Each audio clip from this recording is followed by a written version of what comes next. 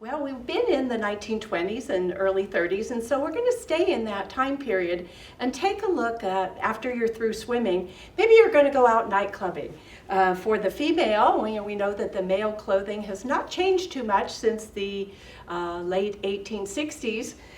But we definitely see women's wear giving more freedom of movement to not only bathing costumes, but now you will see in some fun outfits that would have been worn for social occasion. And I'm going to start from the inside out. I've got a little slip here that would have been worn. Some of the, again, the detailing has been tattered on this, but it is literally a satin fabric that's created from silk and cotton. So we've found out that the combination of these two gave a little shine, but also gave it more ability to be laundered. We're looking here on the side, and there is a little bit of gathering here. This is detail that is sewn in so that it pulls the garment at the hip area close to the body. So when we look at 1925 at a flapper dress, we know that the waistline has moved, and for one of the first times since the medieval days, has moved from above the waist to the waist, then down to the low hip. And so this detailing here drew the fabric in. Remember, we don't have stretch. This isn't the slimmer of today's world. This is literally a woven fabric, and the detail creates that slimmer hip so that it can support the silhouette of the dress that's being worn at that time. So here is what a modern maid would be wearing under her costume. Again, could be matched to the color of the dress, but it was still very important. Lingerie, as it's becoming known, is very important as support even under dresses that don't particularly have a shape at all. And it is this underneath support that gives these rather free-form dresses their true shape. So we really still need our lingerie. These dresses were donated to us by Lehigh University in Pennsylvania. They actually ended up in their costuming theater department. They were not stored properly, so I'm so happy that CTL has helped us to do our videotaping so that we are able to preserve what we have left so that you students can see this. In face-to-face classes, we were able to touch and feel, and one of the most important things, we were able to look at the construction inside. These have beading, all three of them have different types of beading on them, and are they done by hand or are they done by machine? In the 1920s, we actually had a type of machine with a hooked needle that could help us bead these so that we could do them much faster than by hand. So we have automated, even at this time, a way to create garments less expensive. If these were done in France by hand, they would be 10 times the price. So in America, we're able to make these so that every good flapper can have something like that. I'm going to hold this up for just a few moments because, again, it's very fragile. You can see where a lot of the fabric is just literally tearing away. And that is a property of silk. Silk has a lifespan, if just stored unprotected, for about 60 to 70 years, and then it just starts to shred. Much of what we have from antiquity is created with silk and those finer garments. And so a lot of that is, if not stored properly, is starting to be lost, even within our museums. We have a student here at Mesa that went on to ASU and is in the process of applying to graduate school to be able to work on conservation.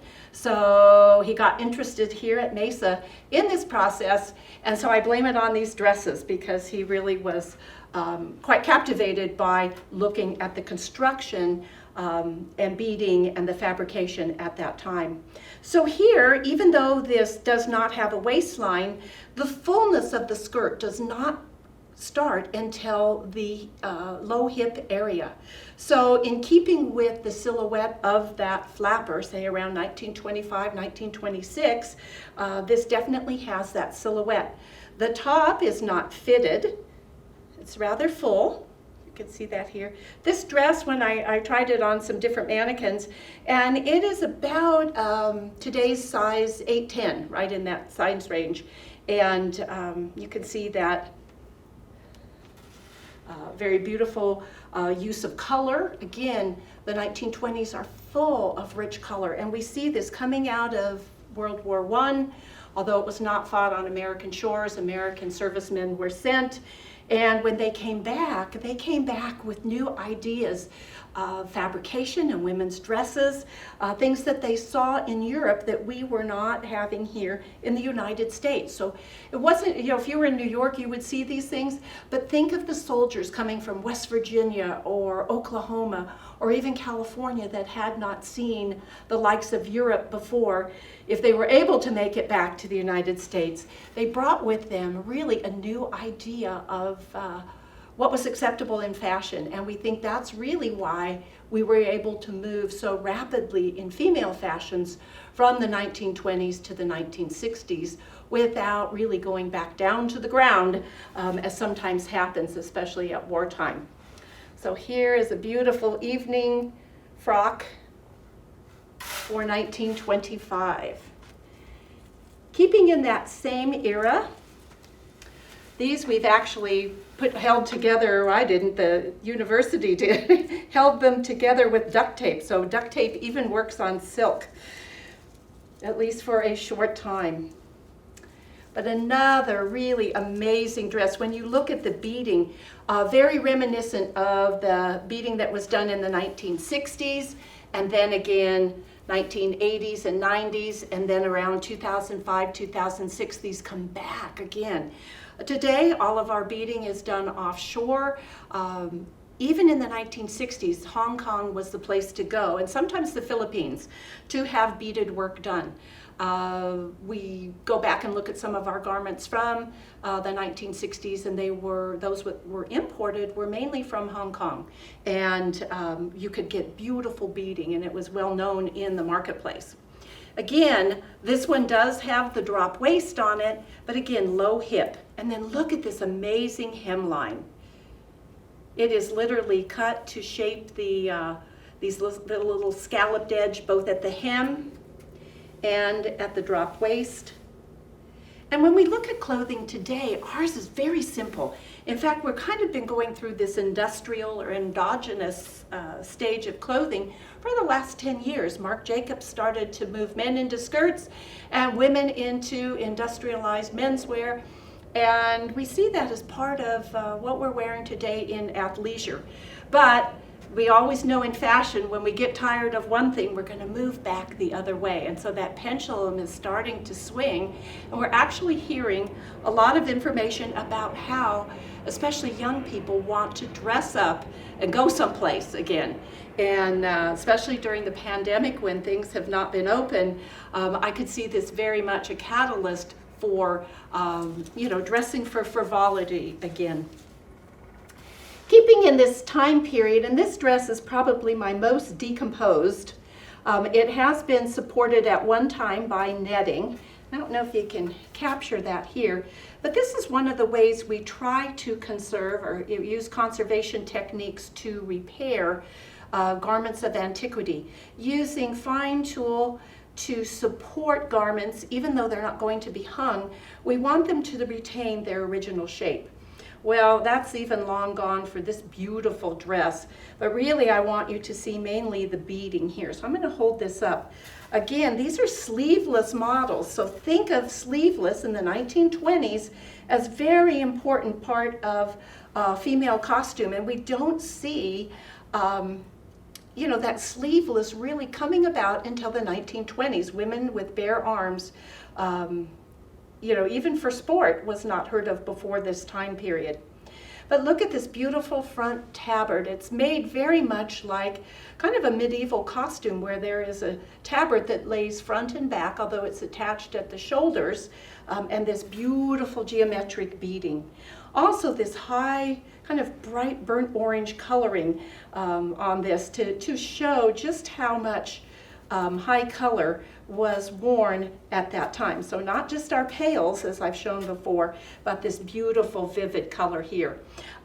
Beading is very kind of reminiscent of Art Nouveau, breaking back in with a little bit of the rounded curves that we saw here in our scallops and our floral, to the geometric form of what we're starting to see in architecture and in home furnishings that we're going to move into the 1930s, and kind of at that time considered very modern. Today we're looking at postmodern as the term. So I want to grab a dress here. This one actually has an inset. This is my Robin Hood dress, I've named it, because of these daggards or little phalanges here that you see on this front shawl collar. What's interesting here, the time that it takes to create this on a sewing machine, to cut and trim each of these, is very extensive. And we rarely see that in our fashions today unless it's couture. Unless it's something that's $1,000 or more, this kind of construction, unless we do it at home, is very, very rare. We might serge this shape and then cut in between so that we don't have to use layers of fabric. But my little Robin Hood dress here with all this beautiful daggeting is something that was very popular at that time. People only bought 1 or 2 or 3 dresses a year, and they saved their money and they bought something that was really special, and they kept it. They took care of it. As far as laundering, again, they wore undergarments underneath this that would absorb perspiration and then be able to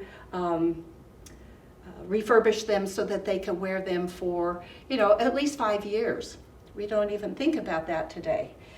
This again, now we're starting to see as the 20s start to move into the 1930s, that drop waist that was originally here at the hip line is starting to creep back to the natural waist again.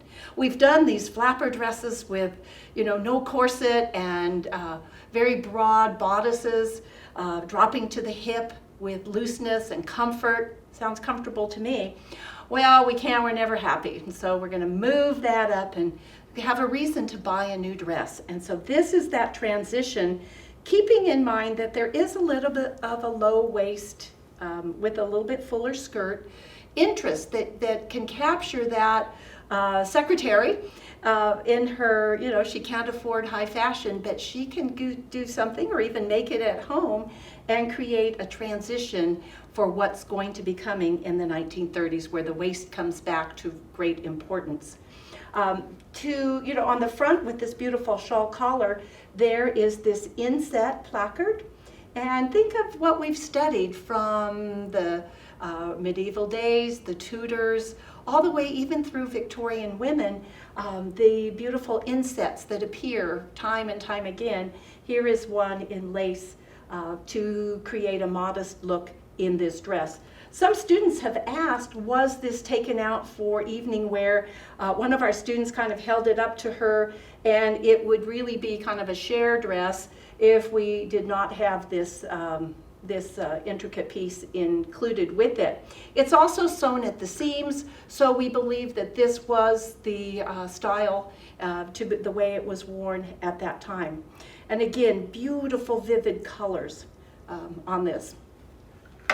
And as we move from the 1920s to the 1930s, I want to show you kind of an evening costume here. Could have been for anything after 5 o'clock, moving from below the knee length, because we're starting to drop. As we hit the 1930s, the hemlines are going to drop. And we're going to see anywhere from below the knee level, below the knee, all the way to what we call T length. So we know that this would have been actually a full length. So this was an evening gown that would have been worn after 5 o'clock. There were, special social rules to when certain garments were worn. But I want you to see, this is actually a homemade garment. All of these flowers are laid over this tulle and appliqued. Part of the body down to here is full fabric, and then this is applique down here. And they literally have cut out the shapes, and I think you can kind of see through that enough to see how they appliqued these onto the netting. We see this transition up to the waistline, and what's going to be full-blown in the 1930s is this concept of close to the body, of cutting something on the bias so that it drapes against the human form and creates kind of that sexiness through dancing and movement. This dress had a little bit of a shawl collar, which is kind of hard to show you there, but around back you will see this cape-like, a little capelet in the sleeveless with this capelet attached as a collar coming off of the neckline here to the back where you have this full drape. The back also has a bit of a bustle. So here in draped form, we have this nice accentuation to the back of the body. So we see it disappear in our flapper days, even in Edwardian days.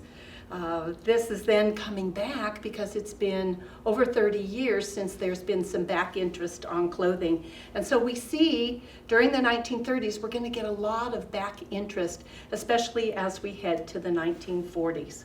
So this gives you a little peek into the social world of a modern American young woman. Definitely, there were, could be worn by all ages. The green dress especially was probably a woman, say 40 plus. We can tell kind of by just the styling of the sleeves and the full neckline. So let's move on to a new era.